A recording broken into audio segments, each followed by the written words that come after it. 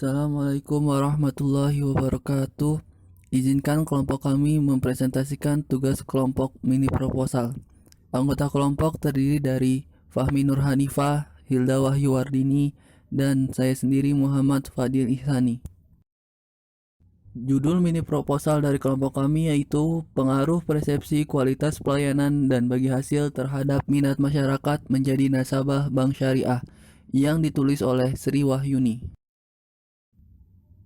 Bab 1, yaitu latar belakang masalah, rumusan masalah, tujuan penelitian, dan kontribusi penelitian. Latar belakang masalah. Bank Syariah merupakan sebuah perusahaan jasa keuangan yang sedang berkembang yang masih memerlukan perbaikan guna meningkatkan kualitas pelayanan bagi nasabahnya. Kualitas pelayanan merupakan salah satu faktor kunci keberhasilan Bank Syariah sebagai perusahaan jasa. Sesuai dengan prinsipnya, perbankan syariah diciptakan untuk memberikan produk-produk unggul sesuai dengan syariat Islam. Namun, meskipun produk-produk tersebut unggul secara syariah, masih banyak orang yang meragukan keprofesionalan pelayanannya. Unggul di dalam produk masih belum mencukupi untuk mempertahankan pelanggan. Di dalam masyarakat yang semakin kritis seperti sekarang, selain produk, pelayanan yang diberikan juga mempengaruhi keberlangsungan perusahaan. Terkait dengan kualitas pelayanan di Bank Syariah, banyak kritik dari masyarakat terutama mengenai penerapan sistem bagi hasil yang diterapkannya. Beberapa di antara mereka masih meragukan kesesuaian Bank Syariah dengan syariat Islam. Selain itu, beberapa keluhan pelayanan di bagian front office yang terkesan kurang profesional juga banyak dilontarkan masyarakat. Hal semacam ini tentu harus segera diselesaikan untuk menjaga loyalitas nasabah yang mengutamakan prinsip syariah sebagai motivator untuk menggunakan bank syariah. Upaya yang memungkinkan untuk dilakukan adalah dengan memperbaiki dan meningkatkan pelayanan bank syariah yang di dalamnya juga melibatkan kesesuaian produk dengan prinsip syariah yang menjadi pembeda bank syariah dengan bank konvensional. Bagi nasabah, pelayanan yang bermutu dan memuaskan adalah sangat penting. Menurut Royn, menyatakan bahwa kualitas pelayanan menjadi komponen utama suatu perusahaan karena produk-produk utama bank yaitu kredit merupakan suatu penawaran yang tidak berbeda dengan yang lainnya. Dan pelayanan bank juga mudah ditiru. Perkembangan perbankan syariah di Indonesia belum menunjukkan pertumbuhan yang cukup menggembirakan. Hal ini disebabkan antara lain oleh adanya persepsi dan pemahaman masyarakat yang belum tepat terhadap bank syariah, terutama yang disebabkan dominasi bank konvensional. Penelitian tentang persepsi konsumen di Malaysia menemukan bahwa persepsi konsumen terhadap bank syariah terdiri dari beberapa dimensi, yaitu dimensi pemanfaatan fasilitas perbankan, pengetahuan terhadap perbankan Islam, peranan konsumen dalam memilih produk perbankan. Berdasarkan uraian yang telah dikemukakan di atas, penulis tertarik untuk meneliti lebih lanjut mengenai bagaimana persepsi masyarakat terhadap bank syariah dan sejauh mana masyarakat berminat menjadi nasabah, sehingga peneliti mengangkat penelitian dengan judul Pengaruh Persepsi Kualitas Pelayanan dan Bagi Hasil Terhadap Minat Masyarakat Menjadi Nasabah Bank Syariah. Rumusan masalah dari penelitian ini adalah apakah kualitas pelayanan dan bagi hasil berpengaruh terhadap minat nasabah untuk menjadi nasabah bank syariah. Lalu tujuan penelitian dari jurnal ini ialah untuk mengetahui apakah kualitas pelayanan dan bagi hasil berpengaruh terhadap minat nasabah untuk menjadi nasabah bank syariah. Kontribusi dari penelitian ini yaitu penelitian ini diharapkan dapat memberikan kontribusi dalam membangun minat masyarakat menggunakan produk-produk bank syariah dengan memfokuskan pada persepsi tentang bank syariah dan memberikan informasi serta masukan kepada para praktisi perbankan syariah mengenai persepsi masyarakat terhadap bank syariah dalam menentukan kebijakannya. Bab 2.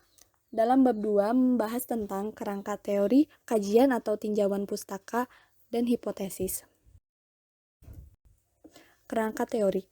Kerangka teori yang digunakan dalam penelitian ini yaitu persepsi kualitas pelayanan, persepsi bagi hasil, minat menjadi nasabah bank syariah. Kajian atau tinjauan pustaka. Menurut Halim Alamsyah, Deputi Gubernur Bank Indonesia, yang disampaikan dalam ceramah ilmiah Ikatan Ahli Ekonomi Islam IAEI Milad ke-8 IAEI 13 April 2012 mengemukakan bahwa dalam penilaian Global Islamic Financial Report GIFR tahun 2011, Indonesia menduduki urutan keempat negara yang memiliki potensi dan kondusif dalam pengembangan industri keuangan syariah setelah Iran, Malaysia, dan Saudi Arabia. Berdasarkan beberapa aspek dalam penghitungan indeks seperti jumlah bank syariah, jumlah lembaga keuangan non-bank syariah, maupun ukuran aset keuangan syariah yang memiliki bobot terbesar, maka Indonesia diproyeksikan akan menduduki peringkat pertama dalam beberapa tahun ke depan. Peningkatan peran industri keuangan syariah Indonesia menuju global player juga terlihat dengan meningkatnya ranking total keuangan syariah dari urutan ke-17 pada tahun 2009 menjadi urutan ke-13 pada tahun 2010 dengan nilai aset sebesar 7,2 miliar US dollar. Dengan melihat perkembangan pesat keuangan syariah, terutama perbankan syariah dan penerbitan sukuk, total aset keuangan syariah Indonesia pada tahun 2011 diyakini telah melebihi 20 miliar US dollar, sehingga rankingnya akan meningkat signifikan. Hipotesis. Dalam penelitian ini, menggunakan metode analisis regresi berganda dengan menggunakan uji T dan uji F, di mana dasar pengambilan keputusan apabila signifikan lebih kecil dari 0,05 maka HA diterima. Sebaliknya, jika signifikan lebih besar dari 0,05. Kajian atau tinjauan pustaka. Menurut Halim Alamsyah, Deputi Gubernur Bank Indonesia, yang disampaikan dalam ceramah ilmiah Ikatan Ahli Ekonomi Islam IAEI Milad ke-8 IAEI 13 April 2012 mengemukakan bahwa dalam penilaian Global Islamic Financial Report GIFR tahun 2011, Indonesia menduduki urutan keempat negara yang memiliki potensi dan kondusif dalam pengembangan industri keuangan syariah setelah Iran, Malaysia, dan Saudi Arabia. Berdasarkan beberapa aspek dalam penghitungan indeks seperti jumlah bank syariah, jumlah lembaga keuangan non-bank syariah, maupun ukuran aset keuangan syariah yang memiliki bobot terbesar, maka Indonesia diproyeksikan akan menduduki peringkat pertama dalam beberapa tahun ke depan.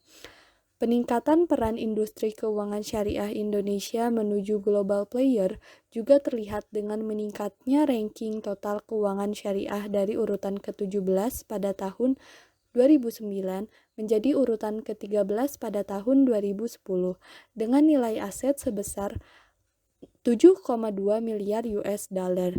Dengan melihat perkembangan pesat keuangan syariah, terutama perbankan syariah dan penerbitan sukuk, total aset keuangan syariah Indonesia pada tahun 2011 diyakini telah melebihi 20 miliar US dollar, sehingga rankingnya akan meningkat signifikan. Hipotesis. Dalam penelitian ini, menggunakan metode analisis regresi berganda dengan menggunakan uji T dan uji F, di mana dasar pengambilan keputusan apabila signifikan lebih kecil dari 0,05 maka HA diterima. Sebaliknya, jika signifikan lebih besar dari 0,05 maka HA ditolak. H1. Persepsi kualitas pelayanan dan bagi hasil berpengaruh terhadap minat masyarakat menjadi nasabah bank syariah. Selanjutnya yaitu bab 3. Bab 3 pada mini proposal ini berisi tentang desain penelitian, populasi dan sampel, dan teknik analisis data. Yang pertama yaitu desain penelitian. Desain penelitian di sini berisi tentang masalah atau potensi, rumusan masalah, kemudian landasan teori dan hipotesis, pengumpulan data dan analisis data kuantitatif, dan hasil pengujian hipotesis. Nah, untuk metode penelitiannya yaitu menggunakan pendekatan kuantitatif, karena penelitian ini disajikan dengan angka-angka. Penelitian kuantitatif adalah pendekatan penelitian yang banyak dituntut menggunakan angka, mulai dari pengumpulan data, penafsiran terhadap data tersebut, serta penampilan hasilnya. Yang selanjutnya yaitu populasi dan sampel. Populasi pada penelitian ini yaitu masyarakat di sekitar wilayah kerja Bank Syariah Mandiri KCP Medan Simpang Limun sebanyak 242 kepala keluarga. Kemudian, sampel peneliti mengambil jumlah sampel sebesar 40% dari jumlah populasi sehingga diperoleh sampel sebanyak 97 responden. Yang selanjutnya yaitu teknik analisis data. Data yang diperoleh melalui kuesioner akan dianalisis dengan menggunakan analisis presentase dan uji statistik. Analisis statistik merupakan alat yang dapat dipercaya serta dapat memberikan dasar yang kuat dalam mengambil suatu kesimpulan.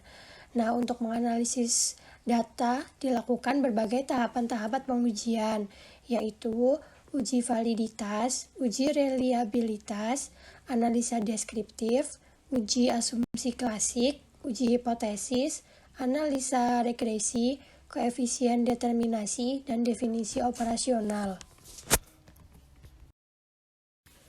Sekian dari kelompok kami, kurang lebihnya kami mohon maaf. Wassalamualaikum warahmatullahi wabarakatuh.